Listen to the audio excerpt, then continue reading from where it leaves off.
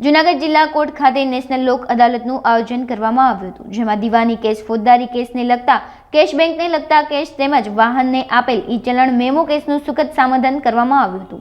District જજ એચ.એ. દવેએ જણાવ્યું હતું કે આજે યોજાયેલ અદાલતના અંદાજિત 2000થી વધુ કેસોનું સુખદ સમાધાન થશે। આગામી 11મી મેના રોજ પણ ફરી લોક અદાલતનું આયોજન થશે, તેમાં લોકો પોતાના કેસોનું સુખદ સમાધાન કરાવે અને લોક અદાલતમાં ભાગ લે તેવી અપીલ પણ કરી હતી।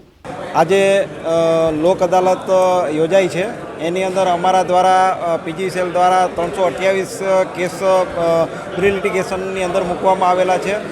16 કેસ લિટિગેશનની અંદર મૂકવામાં આવેલા છે, જેની અંદર પ્રી લિટિગેશનની અંદર આજે ઘણા બધા ગ્રાહકોએ આનો લાભ લીધો છે અને જે 328 કેસ છે એની અંદર 25% જેવા કેસ અમારા આજે સોલ્વ થઈ ગયેલા છે। અને બીજું કે ગ્રાહકોને અમારા તરફથી એવી અપીલ છે કે મહત્તમ લોક અદાલતનો લાભ લે, જેની અંદર અમારા દ્વારા 100% વ્યાજ માફ કરી દેવામાં આવે છે, જેથી કરીને વધારેમાં વધારે આનો ગ્રાહકો લાભ લઈ અને પોતાના કેસનું નિરાકરણ લાવી શકે છે।